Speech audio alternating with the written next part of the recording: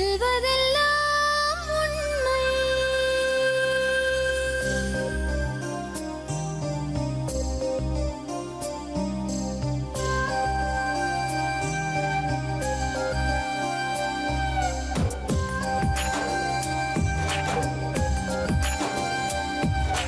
நிழலாய் வழிந்தோடும் ஒரு விழியின் கதையில் மெலிதாய் ஒரு சோகம், அதை அறிவார் எவரோ. பழுதாய் அலைந்தோடும் ஒரு வாழ்க்கை படகை முழுதாய் கரை சேர்க்கும் வழி சொல்வார் எவரோ. சொல்வதெல்லாம் உண்மை.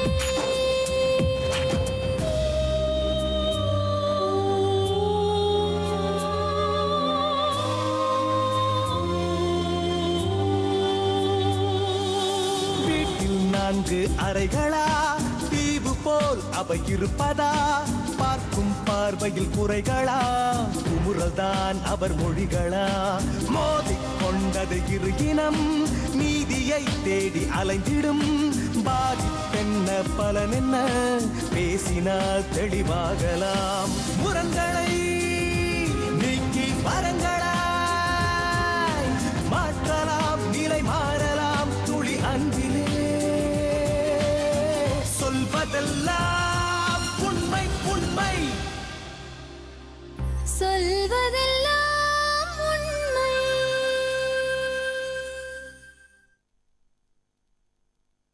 எங்க வீட்டுக்காரே கேட்க மாட்டேன்றாரு. ஒரு நாள் அவரே கேட்டார் ஃபோன் பண்ணி, 10,000 ரூபாய் கொடுத்து இவளை கூட்டிட்டு போ அப்படின்ட்டு.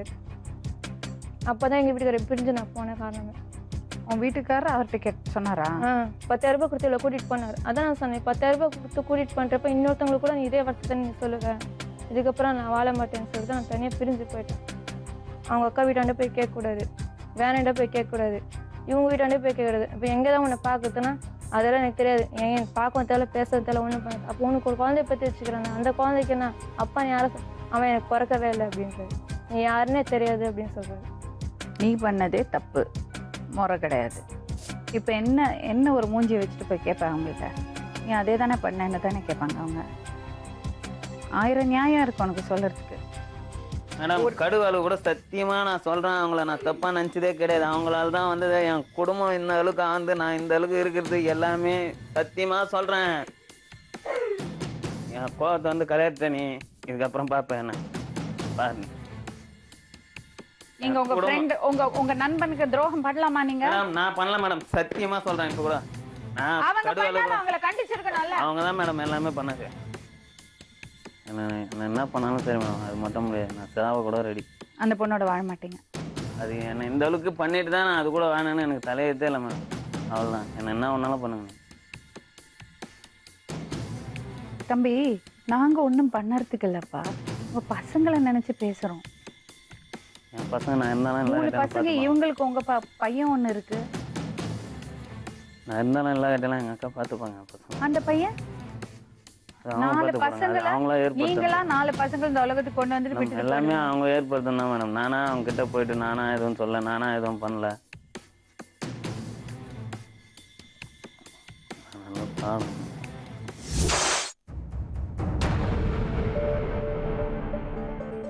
சொல்லுங்க, உங்க பேரு? லட்சுமி. என்ன பண்றீங்க? மேரேஜ் ஆயிடுச்சு. மேரேஜ் எப்போ மேரேஜ் ஆச்சு? 2006 மேரேஜ் ஆச்சு. 2006. அப்ப என்ன வயசு இருந்திருக்கும்? எனக்கு 18 வயசு. ஸ்டார்ட் ஆகும்போது மேரேஜ் பண்ணாங்க. எங்கள் அப்பா அம்மா கிடையாது, அதனால பாட்டி தான் சீக்கிரமாக கல்யாணம் பண்ணிட்டாங்க. கல்யாணம் பண்ணி 5 வருஷம் நல்லா தான் வாழ்ந்துட்டு இருந்தோம். எங்கள் வீட்டுக்கார் பேர் கார்த்தி. நல்லா வந்து நாங்கள் போரூரில் இருக்கும்போது வீட்டு வாடகை அதிகமாக இருக்குன்னு சொல்லிட்டு இந்த பெரியா நகர் சைடு உள்ளுக்கா வேன் வருதுன்னு சொல்லிட்டு அங்கே கொடுத்துனா இருந்தோம். அதுக்கப்புறம் தான் இந்த வேலுமலைன்னு ஒருத்தர், அவங்க வேலை தான் அங்கே வேலைக்கு போவோம் செய்வோம். எங்கள் வீட்டுக்காரர் நானும் எல்லோரும் ஒன்று தான் வேலைக்கு போவோம். என்ன வேலை பண்ணுவீங்கம்மா? ஷூ கம்பெனியில் தைக்கணும், டெய்லராக. எல்லோரும் ஒன்றா தான் நாங்கள் வேலைக்கு போவோம் செய்வோம். எங்கள் வீட்டுக்கு அவங்க வருவாங்க, அவங்க வீட்டுக்கு நாங்கள் போவோம். நல்லா நல்லா பழக்கம். எங்கள் வீட்டுக்காரர் மாமா மாமான்னு கூப்பிடுவாங்க, நல்லா பண்ணுவாங்க. அவங்க பேர் என்னது? அவங்க பேர் ஏழுமலை. நல்லா பண்ணிட்டு இருந்தேன். அவங்க வந்து ஹஸ்பண்ட் ஒய்ஃப் கூட சண்டை வந்துருக்குது. இப்போ என்னால் சண்டை வந்துருக்குது அவங்களுக்குள்ள. நீ வந்து எதுக்கு அவங்க வீட்டாண்ட போகிற செய்கிறேன்னு சொல்லி ஃபுல்லாக தண்ணி அடிப்பாங்க. எங்கள் வீட்டுக்கார ஃபஸ்ட்டு தண்ணியெலாம் அடிக்க மாட்டார், ரொம்ப ஓவராக பழக ஆரம்பித்தாங்க. சரி நான் எதுவும் கேட்க முடியலனால நான் அமைதியாகிட்டேன். நான் அதுக்கப்புறமா கொஞ்ச நாள் கழிச்சு வந்து நாங்கள் ஊருக்கு போயிட்டோம். எங்கள் நாத்தனார் கல்யாணம் செட்டு ஊருக்கு போயிட்டோம். திடீர்னு அவங்களோட ஒய்ஃப் ஃபோன் பண்ணாங்க. இந்த ஏழுமலைன்னு சொன்னால அவங்களோட மேரேஜ் ஆகிடுச்சு, அவங்களுக்கு 3 பசங்க இருக்கிறாங்க. ஒய்ஃப் ஃபோன் பண்ணாங்க, இதே போல் உங்கள் ஒய்ஃபை வச்சு நீ வந்து சம்பாதிக்கிறியா அப்படின்ட்டு ஒரு மாதிரி தப்பாக பேசினாங்க. எங்கள் வீட்டுக்காருக்கு ஒன்றுமே புரியல. அவர் சொன்னாங்க, ஊருக்கு வந்தாங்க, ஊரில் இருக்கிறோமா, கல்யாணத்துக்காக நாங்கள் வந்துருக்குறோம், நீ என்ன ஃபோன் பண்ணிக்கிற, அவன் எங்கே போயிருக்கான்னு எனக்கு தெரியாது, நாங்கள் ஊருக்கு வந்து 1 வாரம் ஆகுதுன்னு சொன்னார். அப்புறம் திரும்ப ஃபோன் பண்ணி இவர்கிட்ட சொன்னாங்க, என்ன உங்கள் பொண்டாட்டிக்கு உனக்கு சண்டையா, ஒய்ஃப் வந்து ஃபோன் பண்ணி சொல்லுது இதை போலன்ட்டு. இல்லையா மாமா அதெல்லாம் ஒன்றும் கிடையாதுன்னு சொன்னாங்க. இல்லைப்பா இதை போல் சொல்லுது, தப்பாக சொல்லுது, நீ எங்கே போகிற எனக்கு தெரியாது, ஆனால் வந்து உன் பொண்டாட்டி என் பொண்டாட்டி தப்பாக பேசுது அப்படின்னு சொல்லிட்டு அதோட மேரேஜ் முடிச்சு நாங்கள் ஊருக்கு வந்துட்டோம். அப்போ அதுக்கப்புறம் கூட வீட்டுக்கு வருவாங்க செய்வாங்க. இப்போ வந்து வேன் ஓட்டுருந்தாலும் டீசலுக்கு காசு இல்லைன்னா எங்ககிட்ட வாங்குவாங்க. அதே போல் எங்களுக்கு தேவைப்பட்டால் அவங்க கொடுப்பாங்க. அதை மாற்றி மாற்றி காசுலாம் அதான் அவங்க புருஷங்கிட்ட சண்டை வந்ததுக்கப்புறமா வந்து நீ இல்லாத ஒன்று இருக்குன்னு சொல்கிறல்ல, உண்மையில நிரூபிச்சு காட்டுறேன் நான் அப்படின்னு சொல்லிட்டு ஃபுல்லாக தண்ணி அடிக்கிறது, வந்து இது பண்ணுறது, இந்த இப்போ கையெல்லாம் கிறுக்கிறது, என்ன எங்கள் வீட்டுக்கார முன்னாடி அடிக்கிறது செய்யுது. யாரு? இந்த ஏழ்மலைன்றாங்க. புரியல. அவங்க ஒய்ஃப் சந்தேகப்பட்டாங்கல்ல, இல்லாத ஒன்று இருக்குன்னு சொல்கிறல, நான் வந்து அவங்களோட தப்பாக இல்லை, நீ இருக்குன்னு சொல்கிறல, உண்மையில நான் அவங்களோட தப்பாக இருக்க போகிறேன் அப்படின்றது அவங்க பொண்டாட்டி ப்ரூவ் பண்ணுறதுக்காகவே, அவங்க பொண்டாட்டிட்ட ப்ரூவ் பண்ணுறதுக்காகவே ஓவராக உரிமை எடுத்துக்குது, கையை கிறுக்கிறது, அடிக்கிறது. எங்கள் வீட்டுக்காரர் எதுவும் கேட்க மாட்டார். சரி நல்லா பழகிறானன்றதுக்காக எதுவும் கேட்க மாட்டார். எங்கள் வீட்டுக்காரர் முன்னாடியே போட்டு அடிப்பாங்க செய்வாங்க, எதுவும் கேட்க மாட்டார். நீ கேட்க மாட்டியா? நான் வந்து எங்கள் வீட்டுக்காரர் எதுவும் கேட்க மாட்டேன்றது, அடிக்கிறான் பாருன்னா கம்முன்னு தான் இருப்பார். அது எப்படி சும்மா இருப்பேன்? வீட்டுக்காரர் பக்கத்தில் இருக்கிறாங்க மேடம், அவரே எதுவும் கேட்க மாட்டேன்றாரு. சகஜமாக இப்படி கை 2 விரலை வச்சு இப்படி அடிக்கிறது செய்கிறது போல் தான் இது பண்ணிட்டு இருப்பாரு சகஜமாக. அதுக்கப்புறமா கொஞ்ச நாள் கழித்து என்ன எங்கள் வீட்டுக்காரர் இல்லாத டைமில் ஃபுல்லாக தண்ணி அடிச்சுட்டு வந்து என்கிட்ட தப்பாக நடந்துக்குனாரு.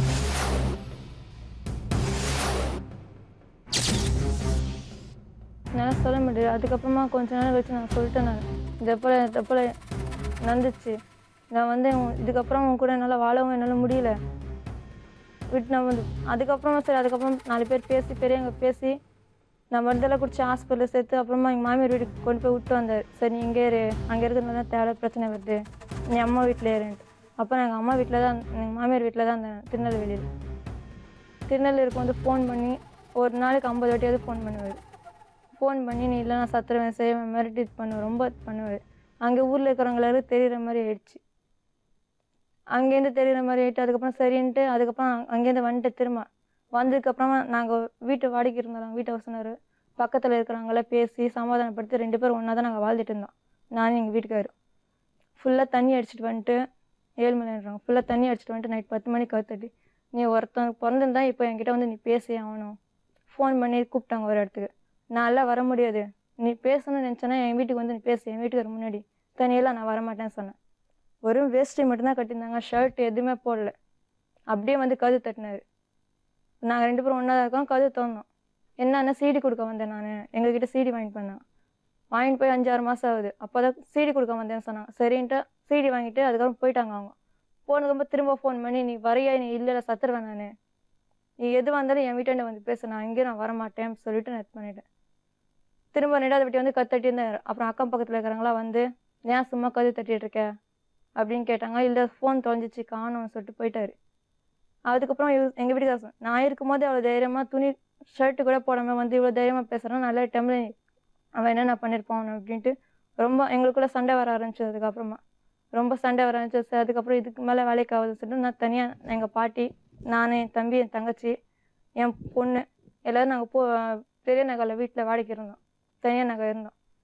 தனியாக இருந்ததுக்கப்புறம் வந்து அங்கே ஃபுல்லாக தண்ணி அடிச்சுட்டு வந்து நைட் டைமில், ஏன்னா இவர் இருக்கும்போதே தைரியமாக வராள், இவர் இல்லாததுனால ஃபுல்லாக தண்ணி அடிச்சு வீடு கண்டுபிடிச்சி வீட்டை வந்து கத்தட்டுறது செய்கிறது ரொம்ப அமுக்காலம் பண்ணுவார். வேலைக்கு போகிற இடத்துல கை எடுத்துக்கிறேன், நீ இல்லை நான் சத்துருவேன் செய்வேன், வேலை செய்கிற இடத்துல ரொம்ப என்னால் பண்ண முடியல.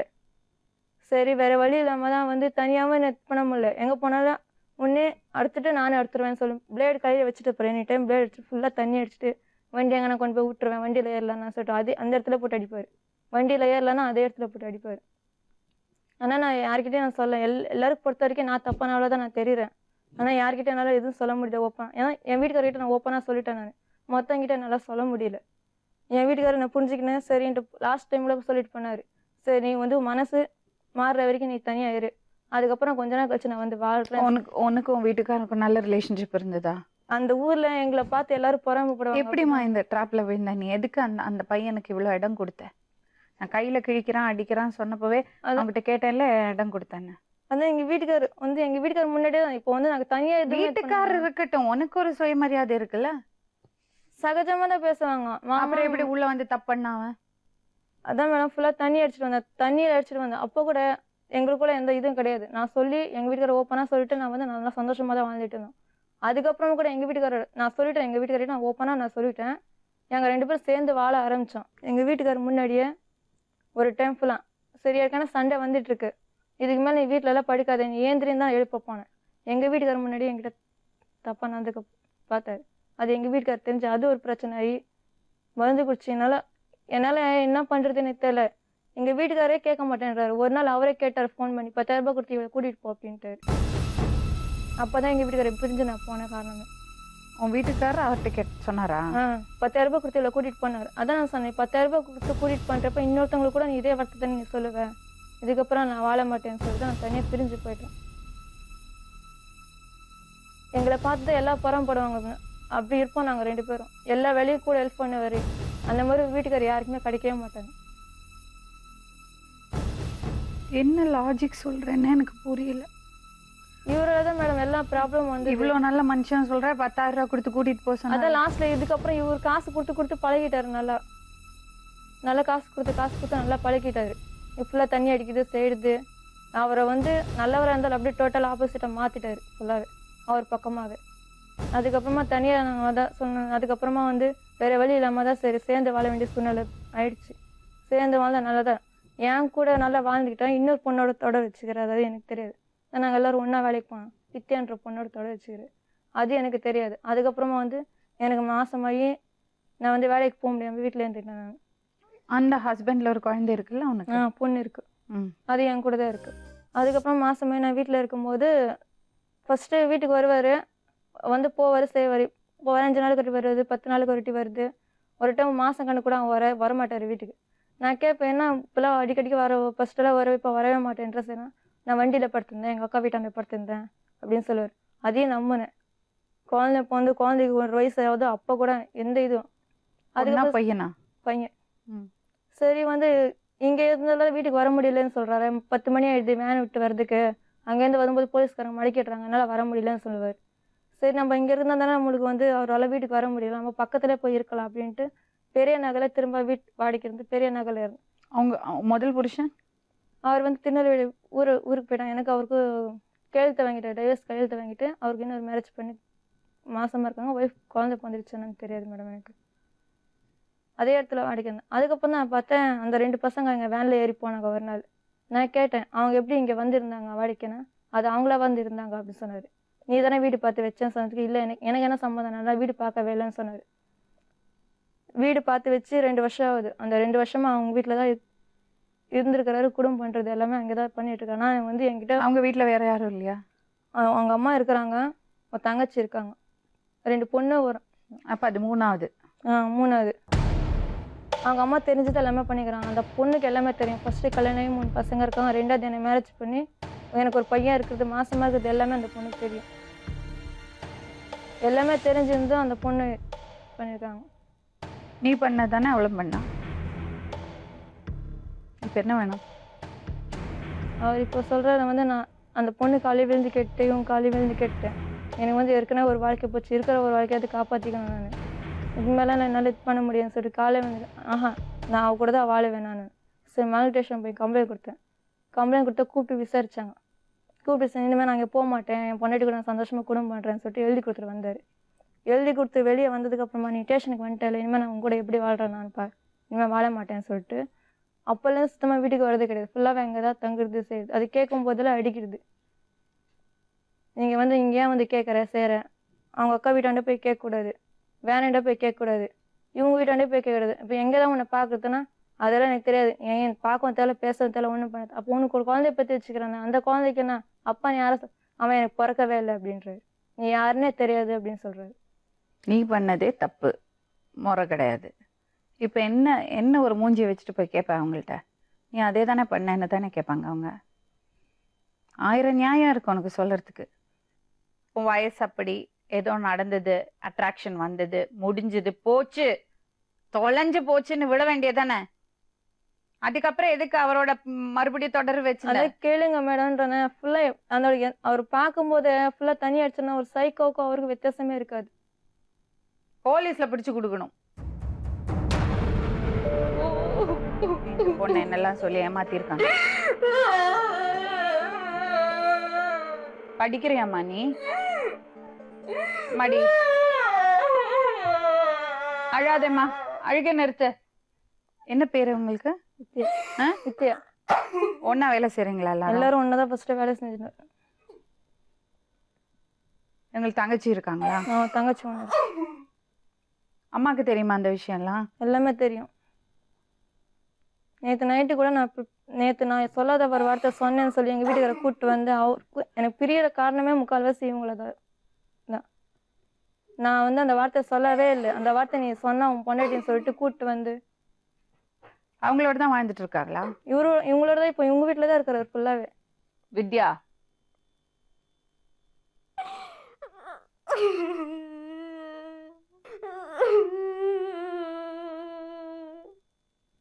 எனக்கு டவுட் மட்டும்தான் இருந்தது மேடம். இவங்களோட அம்மா இருக்காங்கல்ல, அவங்க வந்து அவங்க வீட்டுக்காரை விட்டுட்டு இன்னொருத்தர் கூட வந்துட்டாங்க. வந்து எங்கள் வீட்டுக்காரோட பழக்கம் வந்ததுக்கு அப்புறமா அவர் பிரிஞ்சு போயிட்டார். இவங்களுக்குள்ள சண்டை வந்து அவர் பிரிஞ்சு போயிட்டு இருக்காரு. அவர் ஃபோன் பண்ணி சொன்னார் எனக்கு. சொன்னதுக்கு அப்புறம் தான் நான் ஒரு நாள் போய் பார்த்ததுக்கு இவங்க வீட்டுல இருந்தா ஏந்து வந்தாரு வெளியே.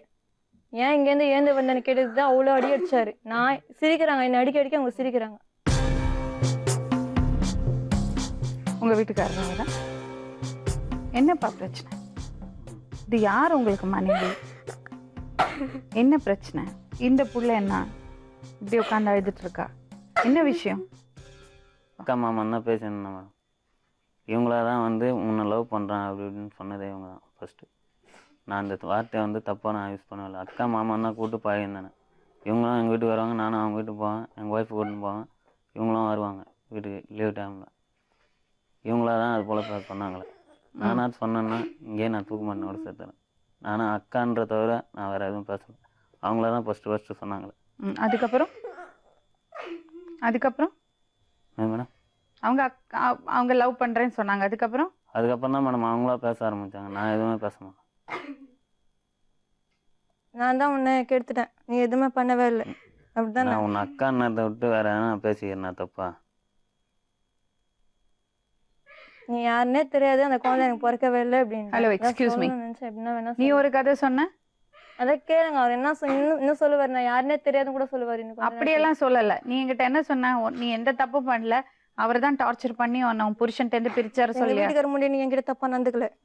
தண்ணி அடிச்சுட்டு வந்து ஃபுல்லா எங்க வீட்டுக்காரர் நான் வந்து சண்டை போட்டு நான் ஊருக்கு போனதுக்கு அப்புறம் நீ போன் பண்ணி எதுவுமே போடல. எதுவுமே பண்ணவே இல்லை. சொன்னது நான் அக்கா மாமான்னத தவிர என்கிட்ட தப்பா நடந்துக்கல. என்கிட்ட நீ தப்பா நடந்துக்கல.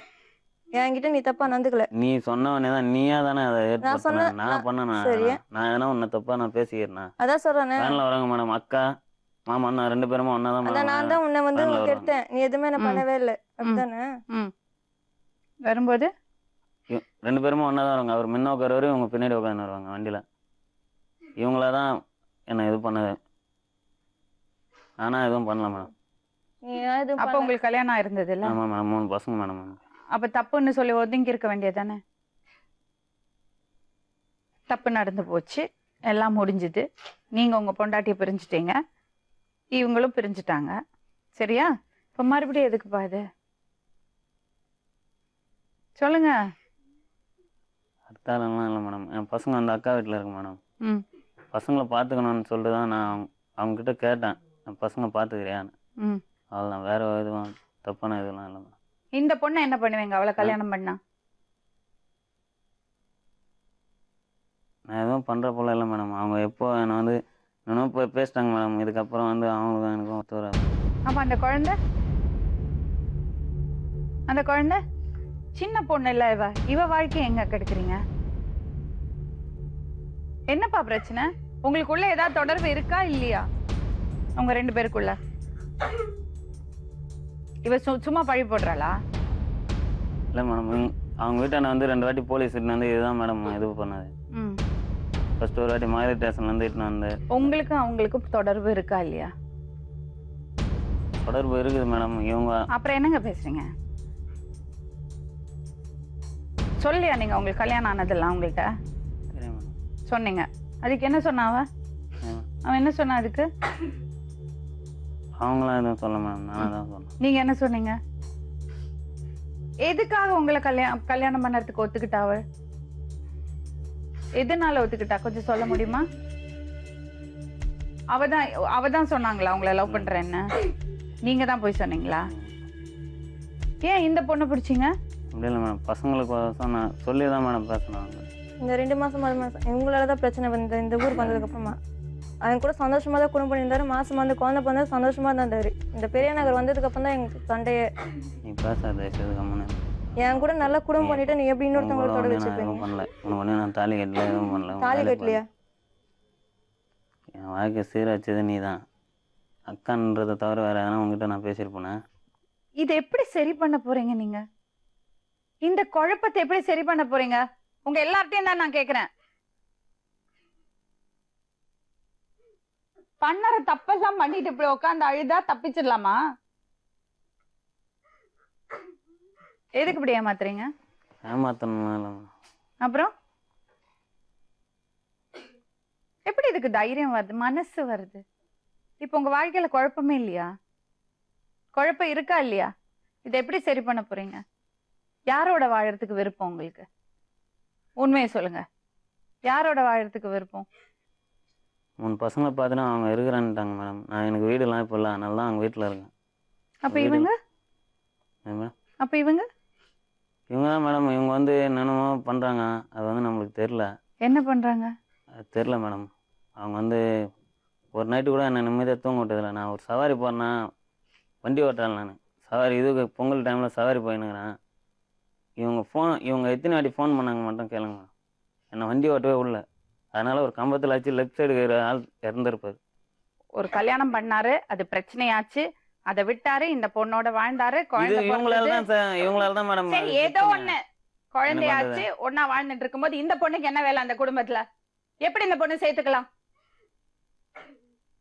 இதுல அம்மா தங்கச்சி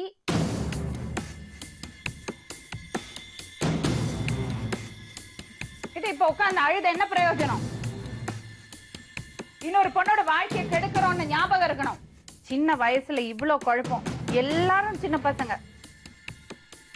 லைஃப்ல இதுக்கு மேல குழப்பம் இருக்காது. அவ்வளவு குழப்பம் பண்ணியாச்சு. நீ பண்ணறது இருக்கேம்மா, கொஞ்சம் நெஞ்சம் இல்ல, நீ பண்ணிருக்கிறது தப்பு.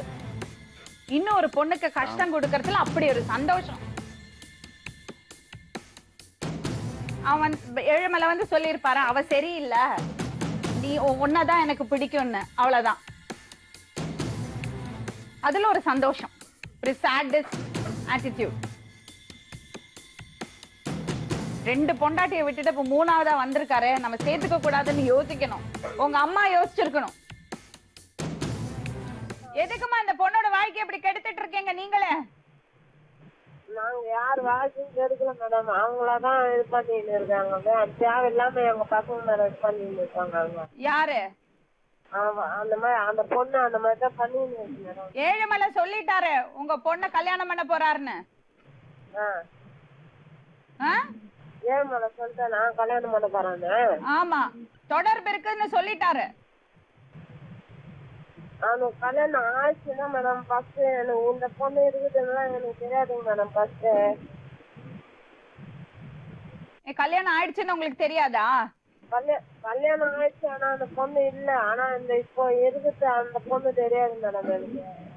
எதுவும் இருக்கட்டும், அந்த பொண்ணு புருஷனை இழந்து இங்க வந்து உட்கார்ந்து இருக்கு இவரை நம்பி. அதெல்லாம் பத்தி நீங்க ஏன் கவலைப்படுறீங்க? கல்யாணம் ஆன பையனை எதுக்கு வீட்டுக்குள்ள சேர்க்கறீங்க? அதெல்லாம் எனக்கு எதுவும் தெரியாது. 2 பொம்பளை பசங்களை வச்சுட்டு நீங்க ஒழுக்கமா இருக்க வேண்டியதானே? நான் ஒழுக்கமா தான் மேடம் இருக்கிறேன். நான் அந்த அளவுக்கு போகணும்னு நான் எதிர்பார்க்கவே இல்லை மேடம். இந்த அளவுக்கெல்லாம் போகணும்னு எதிர்பார்க்கவே இல்லை. பாருங்க, அந்த ஏழுமலை வந்து அந்த பொண்ணோட போறாரு, அந்த லக்ஷ்மிங்கிற பொண்ணோட போறாரு. அவங்க குடும்பமா வாழ போறாங்க. நீங்க உங்க பொண்ணுக்கு வேற கல்யாணம் பண்ணி வைங்க, சரிங்களா?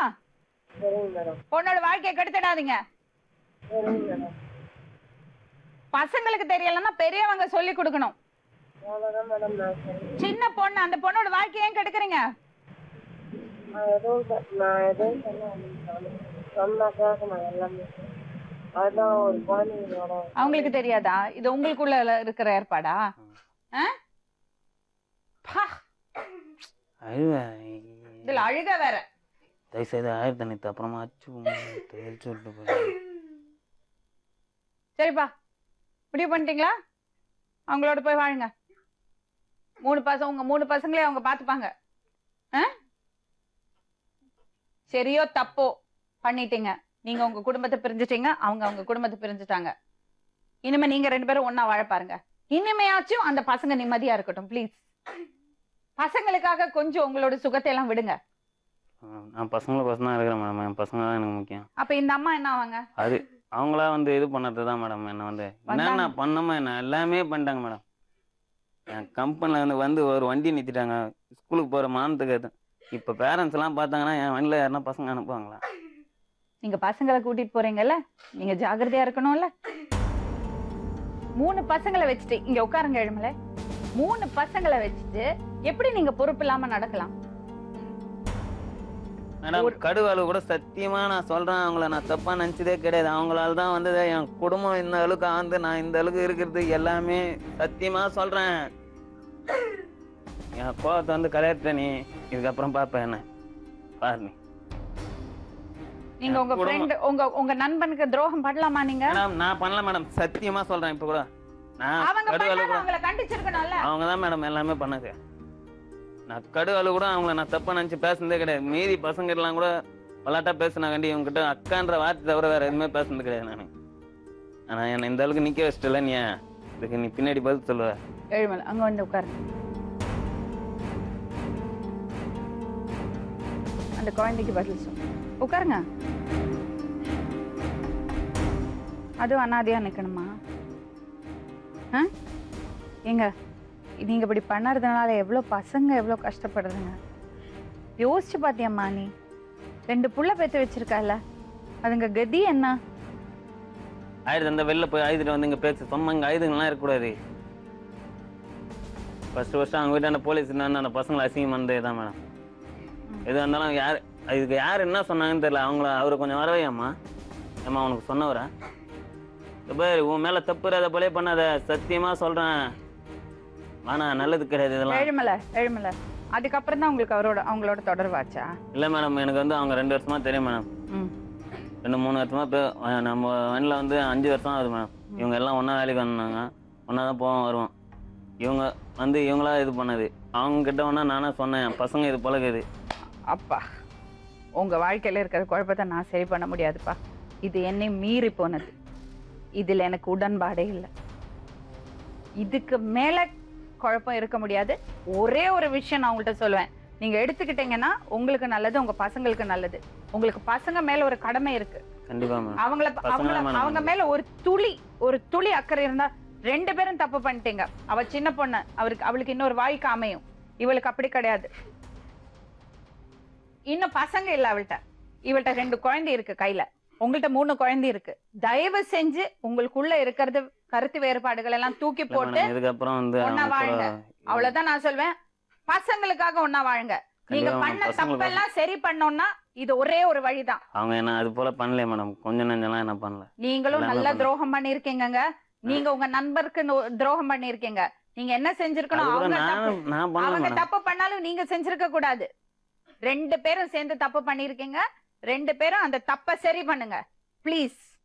பசங்களுக்காக 5 பசங்க, 1 2 இல்ல. 5 பசங்க இல்ல மேடம், ஒரு பசங்க வந்து அவருக்கு பிறந்தது. இருக்கட்டுமே, அதுக்கு அப்பா இல்லாம ஆயிடுச்சுல்ல. அது கரெக்ட் தான் மேடம். நான் வந்து அதுக்கு நீங்க தான் காரணம். யாரு மேடம்? நான் காரணம் இல்ல மேடம். இப்ப கூட நீ தான் காரணம்னு அவங்களை கை நீட்டி சொல்லுங்க மேடம்.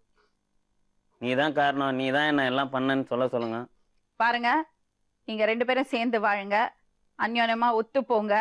5 பசங்களையும் நல்லபடியா வாழ வைங்க. Hello, excuse me. நீங்க போயிட்டு உங்க வேலையை பாருங்க. ஒரு நல்ல பையனை பார்த்து கல்யாணம் பண்ணி லைஃப்ல செட்டில் ஆக பாருங்க. இப்ப நீங்க என்ன பண்ண போறீங்க? அவங்களோட சேர்ந்து வாழுங்க. மேடம் தயவுசெய்து ஐயோ அது மட்டும் முடியாது. அவங்க என்னென்ன பண்ணுமோ எங்கள் ஊர் உள்ள எல்லாமே பண்ணிட்டாங்க. எங்கள் ஊர் தான் இல்லை, கம்பெனி. அப்ப இதுக்கு என்னதான் ஸ்கூலு. முடிவு? அவங்க வந்து யார் சொல்லி என்னை வந்து எவ்வளோ அசிங்கப்படுத்துனாங்களோ அவங்க வரட்டும் மேடம். எங்கள் அண்ணன் கடை கட்டிங்கண்ணா மேடம் வீட்டாண்ட. இப்போ தான் இடம்லாம் பிரித்து விட்டுக்கிறாங்க. நான் சின்ன கொட்டா போட்டுன்னு கூட என் பசங்க கூட என்னால் இருக்க முடியும். அந்த பொண்ணு வேணான்றியா? எனக்கு யாருமே வேணாம், என் பசங்களை வச்சு நான். ஆனால் இதுக்கப்புறம் என் பொழைப்பு எல்லாமே போச்சு. நான் எங்கேயுமே வெளியூருக்கு தான் போயிடணும். நான் எனக்கு பூர்வீகமாக அந்த ஊர் தான் மேடம். தாத்தா பாட்டி எல்லாமே அதே ஊர் தான்.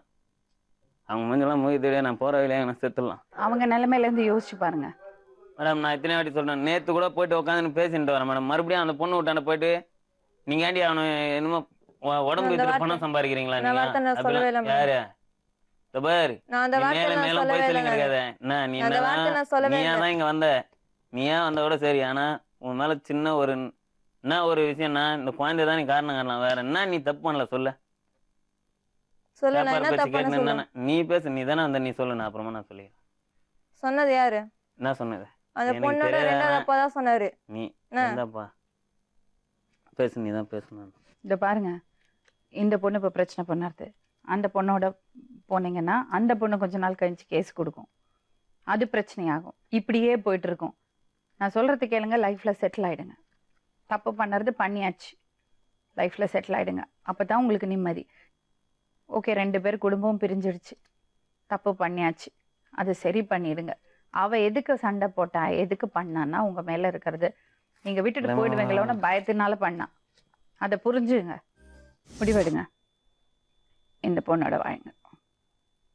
காலில் கூட வரேன், நீங்க எனக்கு வந்து தூக்குதாண்ணா கூட கொடுத்துருங்க. நாங்க யாருப்பா உங்களுக்கு தண்டனை கொடுக்க? உங்க வீட்டுல இருக்கிறத பெரியவங்கள மாதிரி பேசுறோம். நீங்க எடுத்துக்கிட்டீங்கன்னா, நீங்க சொன்னீங்க பாருங்க, உங்க அக்கா நல்லது கெட்டது சொல்லி கொடுக்காது.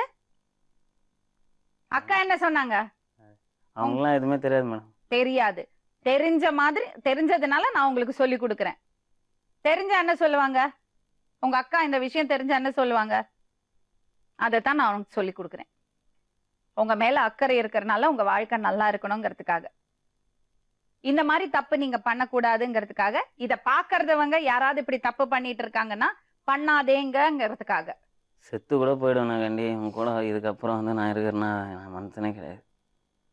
என்ன அந்த அளவுக்கு என்ன பண்ணிட்டாங்க மேடம். கொஞ்சம் நஞ்சம்லாம் பண்ணல. இப்ப நைட்டில் நீங்க அந்த பொண்ணு வாழ்க்கையும் கெடுக்க போறீங்களா? இல்லை மேடம், நான் அந்த பொண்ணு அது வேணான்ட்டு போனால் போட்டேன். அதை பற்றிலாம் எனக்கு தேவை 3 பசங்க. நீங்க வேணாம் சொல்லிடுறீங்களா அந்த பொண்ணை? நான் தான் அவங்க கிட்ட சொன்னது. இவங்க கிட்டயாவது நான் சொல்ல மேடம். அவங்க கிட்ட என் பசங்களை பார்த்துக்கணும்னு சொல்லிட்டு நான் தான் அவங்கள கம்பல் பண்ணது. உங்க அக்கா பாத்துப்பாங்க சொன்னீங்க. இங்கே அதான் மேடம், நான் செத்துட்டுனா ஒன்றா பார்த்துப்பாங்க. நான் இருக்கும்போது பார்த்தேன்னா அவங்க வந்து இதோ எங்கள் மாமா வந்து சில டைமில் சரக்கு அடிப்பார். அவர் ஏன்னா யாரையா பசங்களை சொல்லும் போது எனக்கு மனசு கஷ்டமா இருக்கும். அப்ப நம்ம செத்துட்டோம்னா நமக்கு தெரியாதே கஷ்டப்பட்டுட்டு போறது பசங்கள்ல. அந்த பொண்ணை விட்டுருங்க, பாவம். அந்த பொண்ணு சின்ன பொண்ணு, புரியுதா? விட்டுருங்க. நீங்க தனியா இருந்தீங்க, குழந்தைய வளர்த்துங்க, அது பிரச்சனை இல்லை. அவ தனியா இருந்துக்கிட்டு குழந்தைய பார்த்துக்கட்டும். ஆனா அந்த பொண்ணை தொந்தரவு பண்ணக்கூடாது, சரிங்களா? நான் அவளை டிஸ்டர்ப் பண்ணக்கூடாது, சரி அழமலை? இப்போதையே நான் வரும்போது அவங்க என்ன சொன்னாங்கன்னா, சப்போஸ் நான் வந்து செத்துட்டுனா கூட என் பசங்களை நீ தான் பார்த்தேன்னு தான் அவங்க கொடுத்தோம். இதை பாருங்க, அந்த பொண்ணை நீங்க என்ன தொந்தரவு பண்ணக்கூடாது. உங்களுக்கு 2 பொண்டாட்டி 2 குடும்பம் இருக்கு. 2 பொண்ணு. அந்த பொண்ணு சின்ன பொண்ணு, அந்த பொண்ணோட வாழ்க்கையை கெடுக்காதீங்க. நானா இவங்கெல்லாம் சாலியா மேடம் கட்டேன். நான் எதுவுமே பண்ணல. எல்லாம் அவங்களா என்ன அவங்க எதுக்கு இன்னொருத்தருக்கு எதுக்கு என்ன பண்ணி இன்னொருத்தருக்கு தாலி கட்டி இருக்கீங்கல்ல, 3 பசங்க இருக்குல்ல உங்களுக்கு. அவங்க வீட்டுக்காரர் என்ன கண்டிஷன்ல விட்டு போனாருன்னு மட்டும் கேளுங்களேன். என்ன கண்டிஷன்? விட்டு என்னன்னு சொல்லி விட்டு போனாருன்னு என்ன சொல்லி விட்டு போனாரு?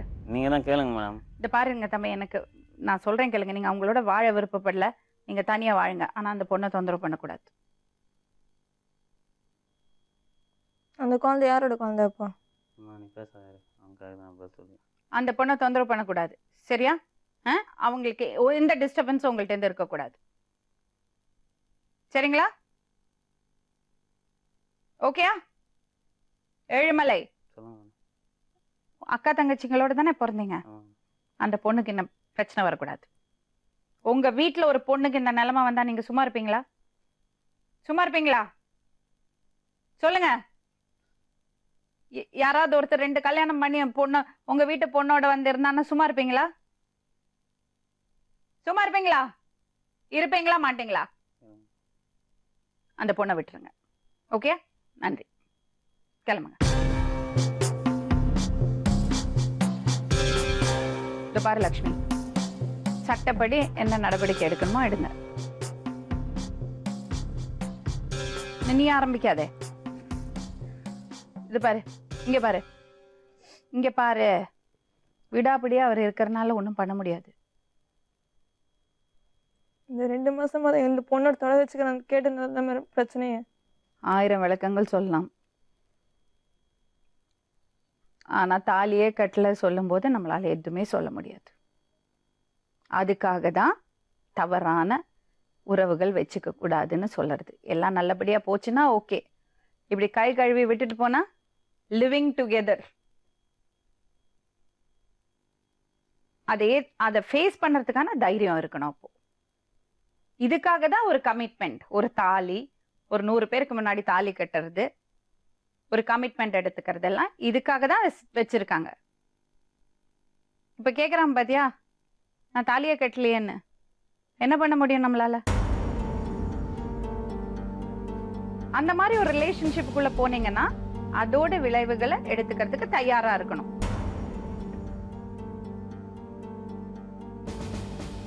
இல்ல அவங்க வீட்டுல உங்க வீட்டுல எல்லாம் சொல்லி ப்ராப்பரா கல்யாணம் பண்ணிருக்கணும். டிவோர்ஸ் பண்ணி அதுவும் பண்ணல. இப்ப வந்து உட்கார்ந்தா என்ன பண்ண முடியும்? குழந்தை இல்லைன்னு சொன்னா சட்டப்படி நடவடிக்கை எடுக்கணும். DNA டெஸ்ட் அது இதுன்னு பண்ணி உனக்கு என்ன ஹெல்ப் பண்ணா கேளு, பண்ணி கொடுக்கணும்.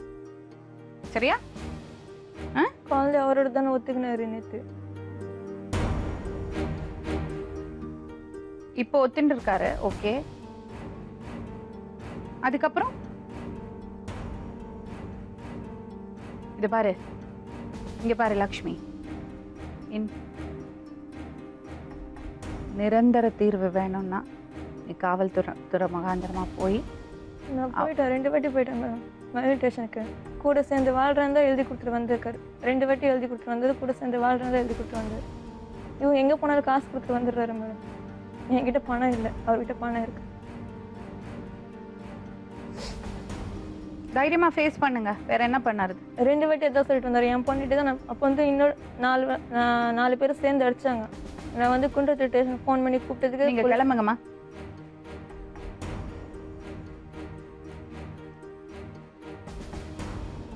எதுவுமே முறையா நடக்கல. இவங்களுக்குள்ள இருக்கிற உறவு தப்பானது. அந்த பொண்ணு முதல்ல ஒரு கதை சொன்னான். அவர் தான் கட்டாயப்படுத்தி பண்ணாரு. என் புருஷன் ரொம்ப நல்லவன், அவ்வளோ நல்லா வாழ்ந்தோம், ஆனா இவர் உள்ள போயிருந்து எங்க வாழ்க்கையை கெடுத்துட்டாரு சொன்னாங்க. அதுக்கப்புறம் அந்த பையன் வந்து இன்னொரு விஷயம் சொல்றாரு. இல்ல அப்படி இல்லை, இந்த பொண்ணு தான் என்ன என்கிட்ட ப்ரப்போஸ் பண்ணா, அப்புறம் லவ் பண்றேன்னு சொன்னா, அதுக்கப்புறம் தான் எங்களுக்கு தொடர்பு ஏற்பட்டுடுச்சுன்னு. ஆனா மொத்தத்துல தப்பான ஒரு உறவு. இந்த மாதிரி தப்பான உறவுகளுக்குள்ள போகும்போது அதோட விளைவுகள் ரொம்ப ரொம்ப ரொம்ப ரொம்ப பேடா இருக்கும். அதை வந்து ஃபேஸ் பண்ணறதுக்கான அதுக்கு ப்ரிப்பேர்டா இருந்தாதான் இந்த மாதிரி விஷயங்கள்ல ஈடுபடலாம். அதுக்காக தான் இந்த மாதிரி விஷயங்கள் பண்ணக்கூடாதுன்னு சொல்றது. இந்த பொண்ணை பாருங்க, படிச்ச பொண்ணு, அவளுக்கு நல்லா தெரியும். ஒரு அந்த பையனுக்கு வந்து ஒரு முதல் மனைவியில 3 பசங்க இருக்கு. அதுக்கப்புறம் இந்த பொண்ணுட்ட இன்னொரு குழந்தை இருக்கு. எல்லாமே தெரிஞ்சு அந்த 3 பசங்களை பாத்துக்கிறதுக்காக நான் உன்னை கல்யாணம் பண்ணிக்கிறேன்னு அவ சம்மதிச்சிருக்கா. எவ்வளவு தப்பான விஷயம். இன்னைக்கு இந்த பொண்ணு வந்து உட்கார்ந்துருக்கா, நாளைக்கு இந்த பொண்ணு வந்து உட்கார மாட்டான்னு என்ன நிச்சயம்? இப்ப 3 பசங்க, இது ஒண்ணு 4, இது இன்னும் இதுலயும் குழந்தை பிறந்ததுன்னா அது 5வது குழந்தை. அப்புறம் 5 குழந்தைங்களுக்காக இன்னொரு கல்யாணம் பண்ணுவாரா? அந்த பையன் அவங்க மேல தப்போ அவர் மேல தப்போ, தப்பு பண்ணிட்டாங்க. நான் எந்த தப்பும் பண்ணல, என்ன பலாத்காரம் பண்ணிட்டாங்கன்னு அளவுக்கு அவர் பேசுறாரு. கை கழுவி விட்டுட்டாரு. கமிட்மெண்டே இல்லையே. யாருக்கு பதில் சொல்லணும்? அவரு யாருக்குமே பதில் சொல்ல தேவையில்லை. அந்த மாதிரி ஒரு கமிட்மெண்ட் இல்லாத ஒரு செக்யூரா இல்லாத ஒரு உறவுக்குள்ள பாதுகாப்பு இல்லாத ஒரு உறவுக்குள்ள அவங்க போயிருக்காங்க. அது ப்ராக்டிக்கலா பார்த்ததுன்னா ரொம்ப ரிஸ்கி. அதான் அவர் பண்ணாரு. இப்ப நான் தாலிய கட்டலையே சொல்லிட்டாரு, நம்ம என்ன பேசுவோம் அவர்கிட்ட? அதனாலதான் இந்த பொண்ணட்ட ஸ்ட்ரிக்டா சொல்லி அனுப்பிச்சிருக்கோம். இப்ப உட்காந்து அழுதோ, இப்ப உட்காந்து கண்ணீர் விட்டோ எந்த பிரயோஜனமும் இல்லை. தப்பு பண்ணியாச்சு, அவ லைஃப் அவ பாத்துக்கணும். இந்த பையன் பெரிய தப்பு பண்ணிட்டு இருக்கான். அந்த பொண்ணுகிட்ட பேசி அந்த பொண்ணோட மனசை மாத்திருக்காரு. அந்த பொண்ணோட லைஃபையும் ஸ்பாயில் பண்ணிட்டு இருக்காரு. அந்த பொண்ணுகிட்ட ஸ்ட்ரிக்டா சொல்லி அனுப்பிச்சிருக்கோம். அந்த பையனோட டச் இருக்கக்கூடாது, தொடர்பு இருக்கக்கூடாது. அவ லைஃப்ல அவளுக்கு ஏத்த மாதிரி ஒரு பையனை பார்த்து கல்யாணம் பண்ணி லைஃப்ல நிச்சயமா செட்டில் ஆவா. அவங்க அம்மா இருக்காங்க, அவங்க அப்பா இருக்காங்க, தங்கச்சி இருக்கா, அவங்க லைஃப் நல்லா இருக்கும். இவங்க 2 பேரும் தப்பு பண்ணிட்டாங்க. அந்த தப்பை சரி பண்ணோம்னா அவங்க ஒன்னா வாழ்ந்து அந்த 5 பசங்களையும் நல்லபடியா வளர்க்கணும் சொல்லி அனுப்பியிருக்கோம். அவர் அதுக்கு தயாரா இல்லை. ஆனா இந்த பொண்ணு சட்ட ரீதியா என்ன நடவடிக்கை எடுக்கணுமோ போலீஸ் ஸ்டேஷன்ல போய் அவ எடுக்கட்டும். அந்த பையன் அவங்களோட 2வது குழந்தை வந்து அவருக்கு பிறந்தது. ஸோ சட்ட ரீதியா என்ன பண்ணணுமோ பண்ணட்டும், நம்ம அவங்களுக்கு ஹெல்ப் பண்ணலாம். 3வது பொண்ணை, இந்த பொண்ணை காப்பாத்துறதுக்கு எவ்வளவோ ட்ரை பண்ணோம். அழாதேம்மா சொல்லி பார்த்தேன், உனக்கு ஏதாவது பிரச்சனை இருக்கான்னு கேட்டு பார்த்தோம். ஆனா அவங்க தப்பு பண்றாங்களே தவிர அத அத அத அத வந்து ஃபேஸ் பண்றது இல்ல. அவங்க வந்து அழுத சாதிக்க பாக்குறாங்க. அவங்க அழுதாங்களேங்கிறதுக்காக அந்த பையனோட அனுப்ப முடியுமா? அவங்க அழுதுட்டாங்க, ஓகே சரிம்மா அந்த பையனோட போய் வாழ்ந்துக்கோன்னு சொல்ல முடியுமா? அப்படி சொன்னோன்னா தான் தப்பு. திட்டினதுனால தப்பே கிடையாது. அவளை காப்பாத்தி விடணும். அந்த இந்த மாதிரி ஒரு வாழ்க்கையில இருந்து அவளை காப்பாத்தி விடணும். அவ்வளவுதான் நம்ம எண்ணம். ஓரளவுக்கு நம்ம அதை பண்ணியிருக்கோம். அவங்க அம்மாட்டையும் பேசியிருக்கு. இனிமேலாவது அவங்க புரிஞ்சுக்கிட்டு இதுல இருந்து விலகிட்டாங்கன்னா அவங்களுக்கு நல்லது, அவங்க குடும்பத்துக்கு நல்லது. தயவு செஞ்சு எச்சரிக்கையா இருங்க.